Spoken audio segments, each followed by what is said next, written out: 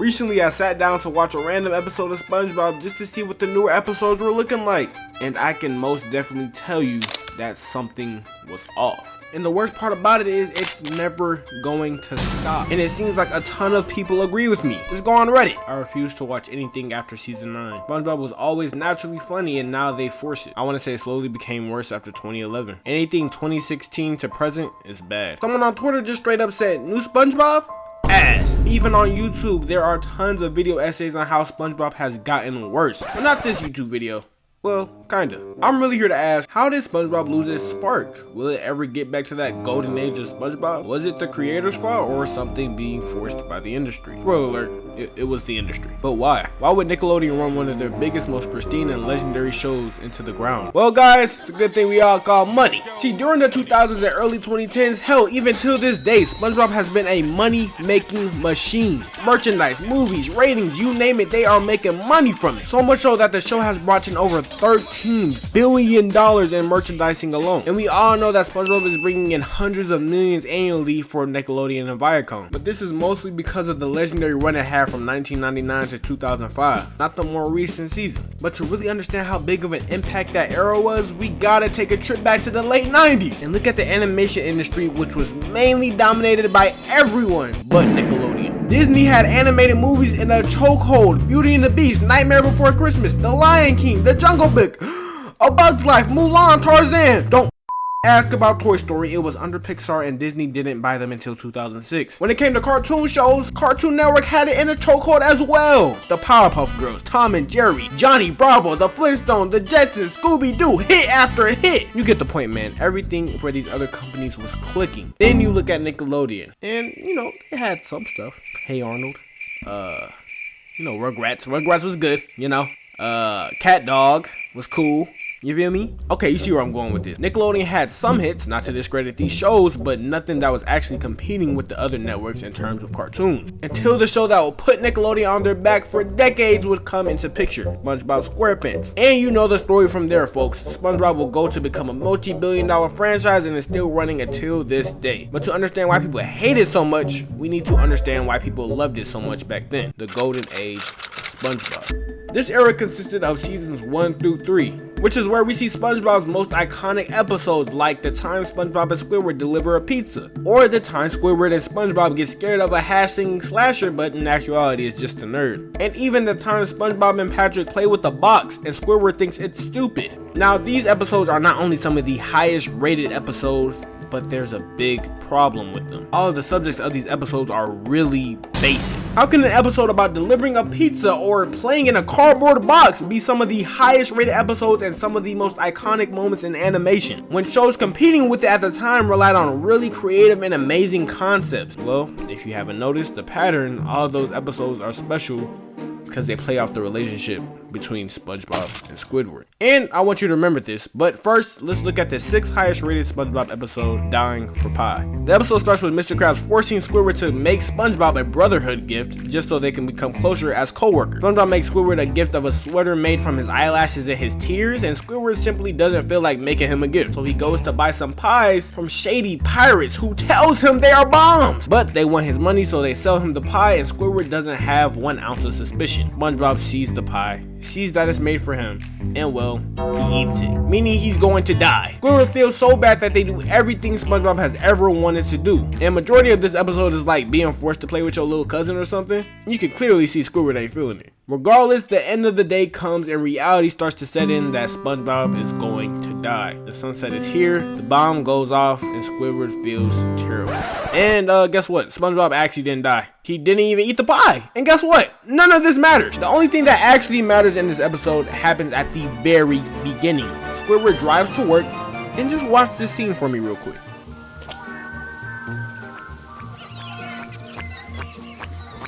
Now, if you've seen Implement's video, you probably know where I'm going with this, but when we watch this scene as kids, we can relate to SpongeBob. The goofy antics along with the always jolly and positive attitude reflects the actions of a lot of kids being happy. And now that we're grown up, we can put ourselves in the shoes of Squidward. dreading the realities of the real world and being adult, and overall becoming more bland and pessimistic to the world around us. This relationship between SpongeBob and Squidward is the relationship between our younger and older selves, which is why no matter how old we get, we can enjoy this show. So, how do we get to a point where being able to turn on any episode and laugh isn't the case anymore? Why is SpongeBob seen as bad all of a sudden? Well, let's hear it from the audience. Because people missed the show's golden era. They hardly express any emotion beyond their character type. It's lost its spark. When I watch new SpongeBob, I can only think of what it was and how funny it was to all ages. Now we have SpongeBob babies. I'm just a fan of the original episodes. I think the newer ones ran out of humor and I hardly laugh as much as the older ones. So it seems like the common consensus is the jokes don't hit the same anymore, characters aren't as interesting, and the show is just worse. Some might argue that just because the audience has gotten older and since we've matured, the plot lines won't be as good or interesting. But we just went over that. That's not the case. Hell, I can turn on an older episode of SpongeBob right now and laugh just as hard as I did years prior. The real reason the show isn't as good as it once was is because of love.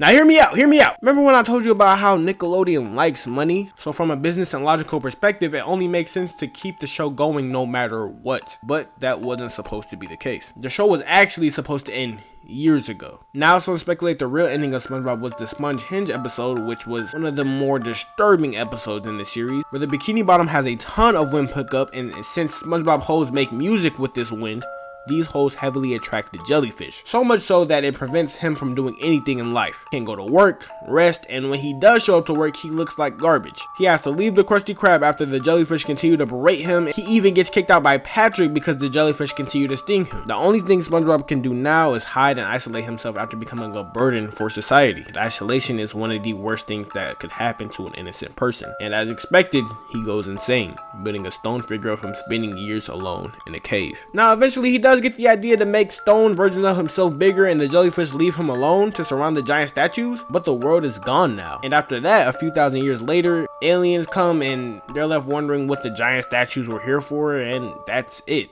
That's the end of the episode. We don't know where the rest of the Bikini Bottom went. We don't know if SpongeBob continued to live or not. It's all just disturbing to watch our main character sink into insanity and live on a world alone. This, along with there being so many questions to tie this episode up, this can't be the final episode. But the majority of consensus actually comes with the real final episode of SpongeBob being season 2, episode 15, the highest rated episode, Band Geeks.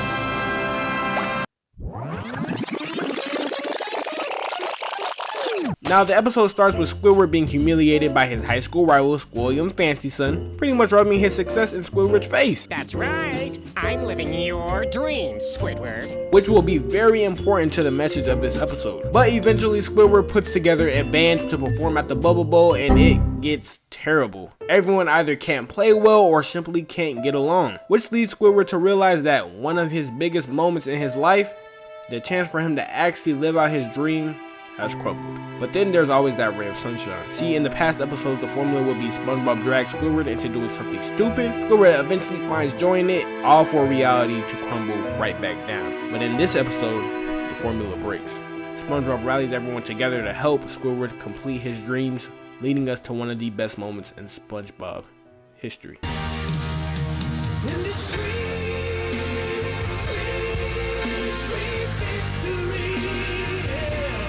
And this wraps back into the relationship between SpongeBob and Squidward I mentioned earlier. We can see our older selves in Squidward, and where a lot of us are working a 9 to 5 or whatever the case may be instead of accomplishing our dreams. But this all comes to a moment where you feel you can do anything just by watching this episode. You can accomplish your goals and be just as happy as Squidward is in this moment. The episode gives a beautiful message, concludes a beautiful dynamic, brings together the major characters of the SpongeBob series, and is overall iconic. But it still isn't the actual end of SpongeBob. The actual ending, explained by the creator of SpongeBob, Steven Hillenburg, was supposed to be at the end of season 3 in the SpongeBob SquarePants movie, which would go on to earn $9.5 million on the opening day in the United States and another $11 million worldwide. With the amazing soundtrack, iconic moments, and innovative and creative writing, this would be a great way to end off the series, with Hillenburg even saying he wanted to end the series so it wouldn't jump the shark, which is exactly what is happening now. Nickelodeon forced the show to continue, and Steven would ultimately leave the show. So now Nickelodeon is left with a great product with no love behind it. And once you force something with no love behind it, especially when it comes in the form of entertainment, which requires creativity, it will ultimately fade into mediocrity. If you have any different opinions or anything like that, let me know in the comments below. And if you enjoyed this video, subscribing would be really appreciated. And I appreciate all the support, and other than that, stay blessed.